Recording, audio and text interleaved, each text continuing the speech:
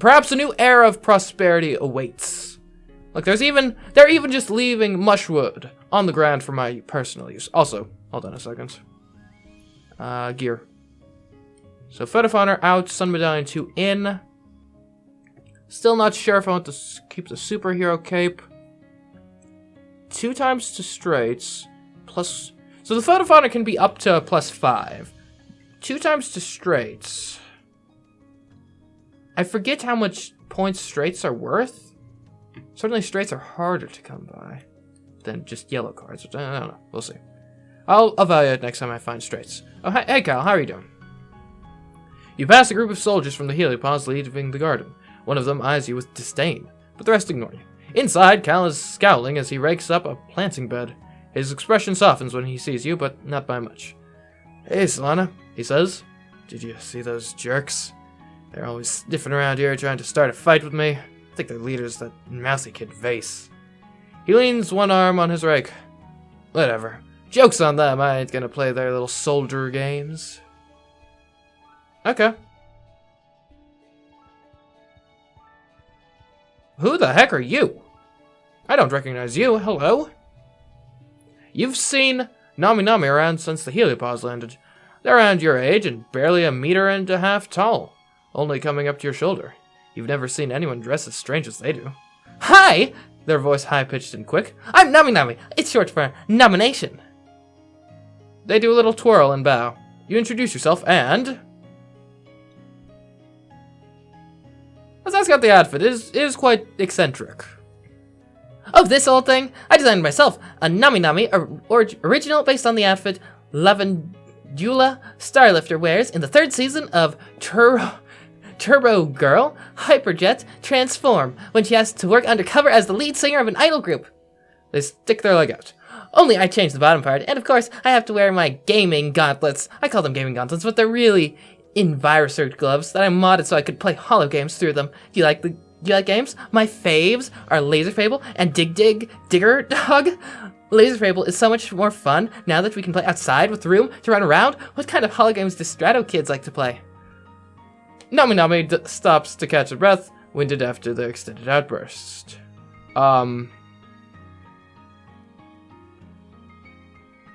Politely extricate yourself, get Nami Nami to calm down, or chant him to a game of Laser Fable. Well, I'm game. Sure. I won't back down from a challenge. You're on. Nami Nami helps you install it on your holopalm and explains the rules. Laser Fable is an augmented reality game where you bounce hologram lasers off real objects nearby. It's speed-based, so you're running around and bumping into each other, and there are extended house rules about when it's legal to block each other's lasers. A combat challenge? Ooh. That is quite literally my worst stat, but okay. Gotta get to 79. Well then. I'm not optimistic, but we can get a... We can get like a 1, 2, 3. Well, that just oh, hold on. 4, 3, 5, 5. Okay, we'll clearly want both of these, right? And like we can just add like this for fun and get a pair of 5s. We could add this just to get it out of our hand. I guess we'll get the... Yeah, sure. Next round. Okay, I guess we can go 4, 5, 5, 5. It's alright.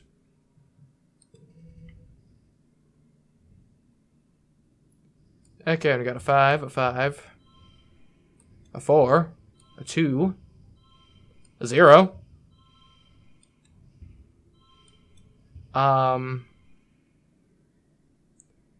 We could get like a 4, 5, 6 deal going, maybe. Like so. Oop. Okay, that gets us up to 32. Also, so straight. 8 for a straight of 3, plus 2 from battle condition, times 2 from... So, a straight of 3 would be worth 3 under normal conditions, and then we get times 2 for 6. Or... maybe? I'm not sure if this follows, like, normal order of operations. Anyway. And here's an idea. What if we did, like, bobber fruits? Yeah? 3, 4, 5, 6? Or we could even use the egg.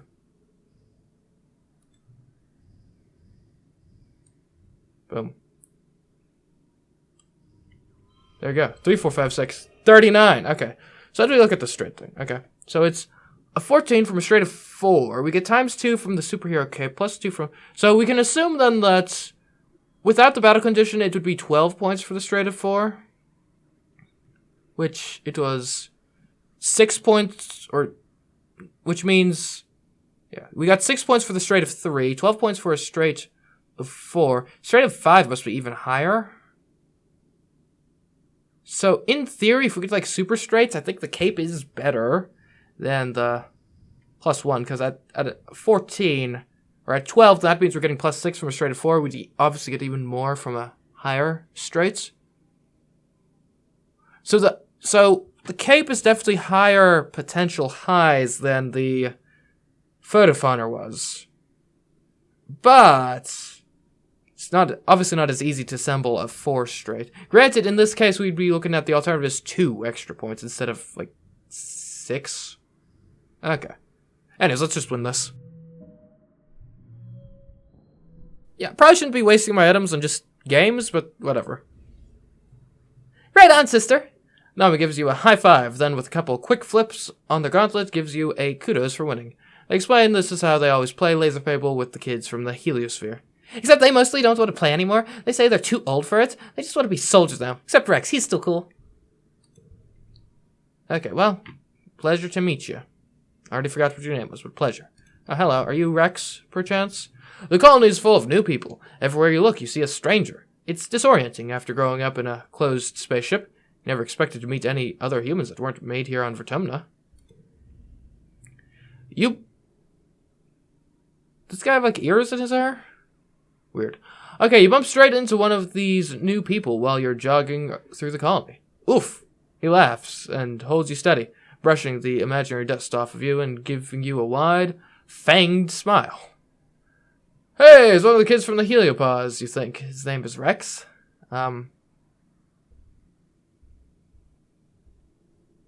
Hey, I'm Solana, welcome to Vertumna. You stick out your hand to shake his, and he laughs. You notice he's wiggling his dog ears. They can really move independently. Pleased to meet you. No, hold on, I need a better voice than that. Please to meet you. Pleased to meet you. No. No. Pleased to meet you. Actually, no, I think it fits. Pleased to meet you. No. Pleased to meet you, he says. I'm Rex, and I love to shake paw, and I know a ton of tricks. He winks. Okay, well, we learned Rex's augment. He's part dog. Hopefully that's... Anyways. Rex puts his hand against his cheek, looking cute and lost. Hey, since I'm new here, do you think you could help me find the construction yard? I thought I might apply for a job there. For you, anything. I'll take you there. It's in command. That way. I guess we'll help him out. Well, wait a minute. Weren't you helping with the process of building this whole place? Okay, I'll show you the way. Don't get lost in the future. You walk him over to command. Everything's moved around since the heliopause landed, but the construction yard is still in command, where it always was. At the entrance, you meet Mars, filing her nails and looking... Filing! That makes way more sense. Filing her nails and looking like she's waiting for somebody.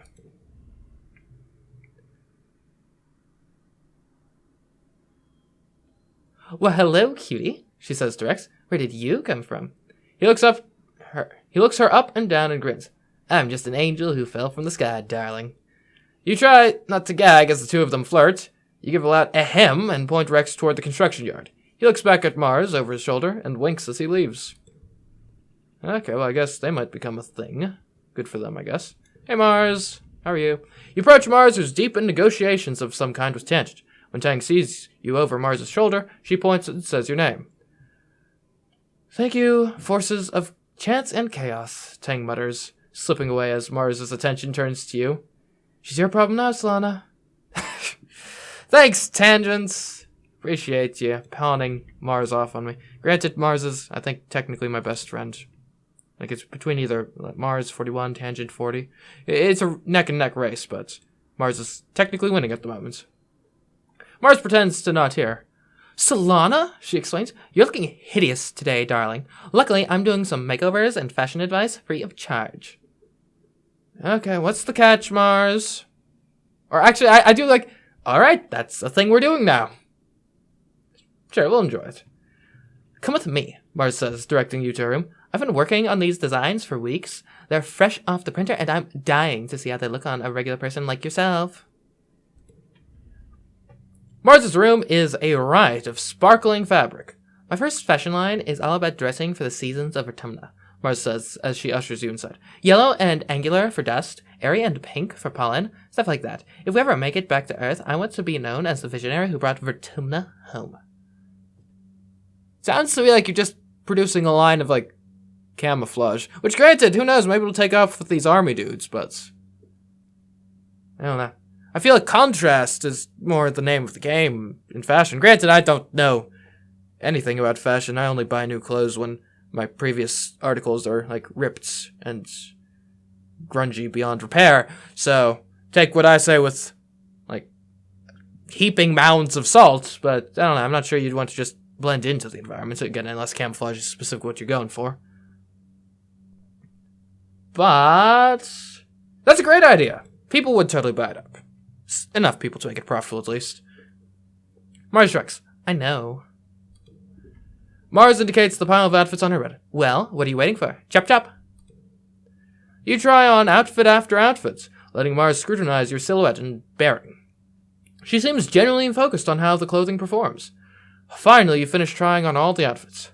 I think the glow jumpsuits is the winner. Go ahead and put it back on, Mars instructs. Then we'll do your hair and makeup. You sit on her bed as Mars pulls out the box of cosmetics. A day look, she asks. Or something more bold for nighttime. Something subtle, something flashy, or... Oh, no, makeup, thanks. We'll go for something subtle. I think there is real risk, ladies, in overdoing the makeup to the point where it's like, you know, I want to see you, not, you know, not have your whole face be just a canvas for your makeup skills. Anyways, something subtle. Mars sighs. Boring. Mars does your makeup efficiently, then pulls out a bottle of bright blue nail polish. One more thing, and the look is complete. Mars paints her nails, humming tunelessly while she works. And voila, she says when she's done. This was fun. I like dressing up for you. Or I'm never doing this again. I'd say it was good fun. Mars smiles and caps the bottle of nail polish. And informative, I hope. Blue is definitely your color. Why, thank you. Wait a minute, you're just matching colors again. My hair is already blue. Mars, you can't just make your whole fashion deal be matching colors that are already present. Or who knows, maybe you can. I don't know, I'm not the authority on this. Man, this whole place got a lot bigger. Hey Dad, what's up? Even though it hurts, you find yourself wandering over to geoponics. It feels not good to be here, at the place your mom loved and ultimately gave her life to. But not good either. But not good either. It feels like when you have a bruise and you can't stop yourself from pushing on it because the pain reminds you the injury is real. Like your mom dying is this huge invisible wound and poking at it forces you to feel something instead of just being numb. Your dad is taking time off of work. Your parents worked double and triple shifts during the growing season this year. And now that it's over, it just feels so cruel. When people work hard, they should be able to look back on what they did and feel proud. Instead, there's just this huge gap where your mom should be. You find your dad sitting in your mom's personal garden. It's miraculously starting to grow again, despite being trampled flat during the last attack, and neglected during the famine before that. Still, various Vertumnan flowers are starting to sprout, as well as hardier earth ones like dandelions. Even in space! Even on distant planets, you can't get rid of the darn dandelions! Oh boy. Your dad looks up and musters a smile. He pats the bench beside him. We'll sit. Your dad is good at sitting in silence. Is that a skill set? Anyway. He holds your hand and you sit together, watching the bugs flit around the garden. Eventually, he starts to hum quietly. You recognize the song. An old favorite of theirs, one they used to play after dinner when they would sit and talk for hours about the future they envisioned on Vertumna. You remember sitting at their feet and playing with your blocks, letting their weird adult words wash over you. They had so many plans. You think about your mom and how much she sacrificed for the future she'll never see. Your dad puts an arm around your shoulders, and you sit like that for a long, long while. Hey Dad, still have more to say? Hey. Like every pollen season, your dad gets... Oh, it's pollen now. Didn't even notice. Your dad gets the shimmer. The pollen is bad this year. Thick, heavy clouds of pink. Even your eyes are a little itchy, and your dad's not the only colonist spending the week in bed. You can hear other people sneezing as you walk through the quarters, bringing him hot trippet soup. Thanks, kiddo. Your dad rasps. At least he's sitting up in bed now. Your mom never got sick. Not ever.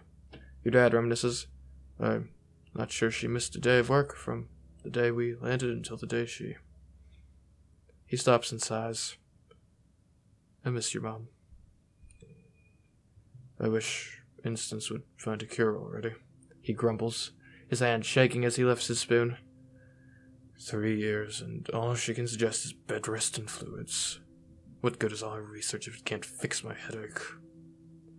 Well, I mean, to be fair, honestly, a lot of ailments, that just kind of is the solution, right? Like, body's adapted over millions of years to, be relatively alright at fighting most things. Anyways, your dad must be feeling really sick. He never complains about stuff. You check his temperature with your holopalm, then dim the lights and bring him a cold pack for his forehead. He has a crest of glittery pink gunk around his lips, looking cracked and gross, so you wipe it away. The glitter's just everywhere on him, like it's coming right out of his pores. He looks iridescent in the murky light filtering through the pollen outside. Hey, do you mind opening the window a little for some fresh air? Smells like a sick person in here. He grumbles, pushing away his soup and rolling over in bed. No, because we had an encounter with this stuff last year. Like, the epicenter of it would seem. Or if not that, just a place with a lot of it. And it does weird things to your mind. Like, it makes you... Like, somehow it infects your mind. It makes you want more of the pollen. So, like, that I think this is the pollen talking right now, not him. The pollen wants us to open a window so it can keep infecting him further. Honestly, this is probably going to turn out to be some sort of zombie virus that's going to wipe out our whole colony in 2 years, but we're not opening the window. No. The pollen might already be everywhere already. The pollen might already be everywhere already, but there's no sense in making it worse. You pretend to crack the window for him, and by the time you look over, he's asleep again. I just saved Dad's life there. Be grateful, please, Father. The worst of the pollen fog subsides in a few days, and your dad starts to look a little better. He gets back to work, which is good, because there's a lot to do in order to rebuild the colony and get the heliopause's hydroponics up and running. You're still sweeping glitter dust out of your quarters weeks later. That stuff gets everywhere. Like, honestly, if I had a time machine, because I agree with the sentiment 110%, if I had a time machine, first thing I'm doing, I go back in time and, like, somehow stop the person who invented glitter, right? Like, I was gonna say kill, but that seems, that's probably a bit much. Maybe I can, like, kidnap him, take him to the future. I don't know, maybe I can, like, get him fired from whatever place he was working at when he came up with the thing. Somehow we gotta change the timeline, because glitter, it's just... gets everywhere. And this is coming from someone who doesn't... I don't bring glittery stuff into my home. This is just someone who, like, interacts with people who have glittery stuff. So, like, anyway. Yeah. What did glitter ever do for us? Nothing. That's what. Nothing. Oh, wood. Thank you. I always love getting a mushwood log in the morning. Hey, Jess. How are you? Sulking as ever? Is this weird if we expanded the walls significantly? It takes a long time to find Jess today. When you do, he's hiding in the bed of one of the transports used by expeditions. Don't make me go home, he says, pulling the dust tarp down over himself. So crowded, I can't hear myself think. Well, Would you like to go into a restricted area? That's not home. You dare just to explore the creepiest, darkest part of engineering, deep down, where even Chief Engineer Instance never goes, under the recycling room, where they say there are ghosts. You set the mood, then sneak around behind him, put your holopalm flashlight under your face, and shout, "Boo!" He rolls his eyes. Solana, think about it. If there were ghosts on this spaceship, one of them would be my mom. Oh, yeah. I guess that would scare a normal person, but Jis still isn't scared of anything.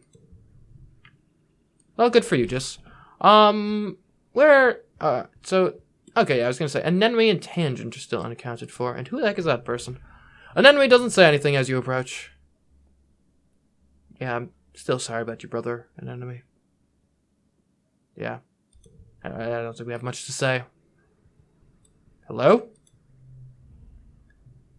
This new boy from the heliosphere is a couple years older than you. He's very handsome, and the missing arm gives him a heroic, battle-scarred vibe.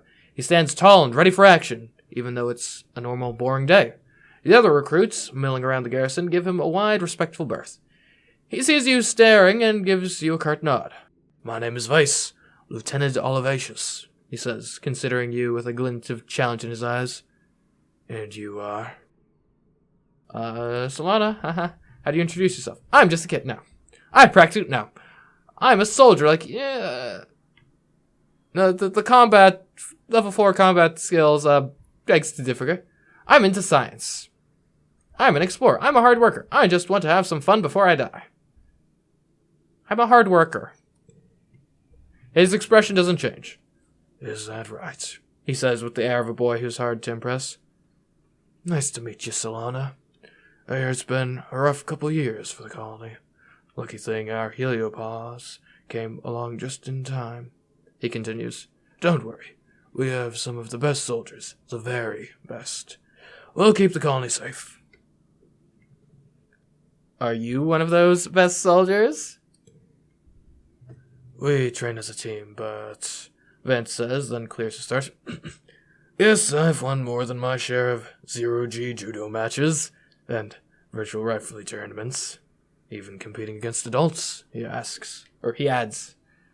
Being planticide is totally different. I bet I could take you, or wow, you're pretty cool. We could flirt with Vice. I don't know, he seems cool. Pretty cool. Hey, Vice. And you know what? Presuming Glow goes how it normally does, it's not the worst survival strategy in the world to make one of the good, accomplished soldiers in the colony have a particular fondness for you. So you act impressed and make some embarrassingly clear signals that you find him attractive. Well, he says, nodding like he understands. Aren't you intriguing? Maybe we'll see more of each other in self-defense classes. The ones I never attend. Right. Maybe I should start attending those. Anyway. Oh, we got the sports ball field set back up. That's a good sign. Okay. Tangent! Hey! So this is where they moved engineering to. How are you? Tang almost doesn't notice you approach. She's staring into the distance, almost as if she's gone into sleep mode with her eyes open. She blinks out of her daze when she hears your footsteps. Oh, Solana, she says. It's only you. What do you need? Only me? Really? Only? Only Solana? Solana is great, I'll have you know. You never say it's only Solana. Oops. Anyways. So what are we gonna do? Seems like we have basically all of our functionalities restored. I could use to get my empathy up a bit. Wasn't, tutoring kids, like, it's the empathy up, doesn't it? Tutoring children. Yeah, 3 reasoning, 1 empathy. Not a ton of empathy, but it's some empathy. +1 friendship with Nami. +12 kudos. Okay, interesting. Sure. You hear a scuttling of metallic legs. What the heck? And a strange knee-high robot bursts into your engineering lab, going full tilt on its 6 spidery legs. It slams into a wall hard enough to knock itself down. It seems to be having trouble getting back up again and is flailing its metal legs around dangerously. I'm nowhere near good enough at engineering to fix it. I could smash it or I could put it back out in the hall. we're here on the edge of society, out in an exocolony. Let's not be destroying stuff needlessly. We'll just put it back out in the hall. Ouch! It accidentally slashes you with a leg while scrambling to find purchase. Stupid robot. Congruence's TV thingy wheels in squeakily as the robot runs off down the hall. Sorry about that, she chirps. I'm so close to getting its new movement algorithm online. I'll have the RoboVax corner it, and we can try again. Working with robots is just so hard with no hands, she continues, wheeling back and forth in a display of frustration. This was much easier when Hal was here. I miss him. Congruence doesn't need to clear her throat, but you get the distinct impression she's simulating it anyway. Ahem. Well, if you know anyone who loves to tinker with bots, let them know I need a helper. Get to work. Tutoring, okay. +1 to mental, 5 kudos if the total equals the goal. Alright. You get a 6, 5, 4 sort of deal going. You can get that. Oh, no, here's what you do. You get the there and this, and it goes like that. And wait a minute, it goes that way. Huzzah! 38. Now, can we make it equal the goal? What if we did this? Nope. I mean, obviously the straight component is pretty important. What if we moved a 4 like to this side, so then we just end up with a pair of 4s and a random 4 on this side here? Okay, close. What if we did this? Exact same effect. Who would have thought?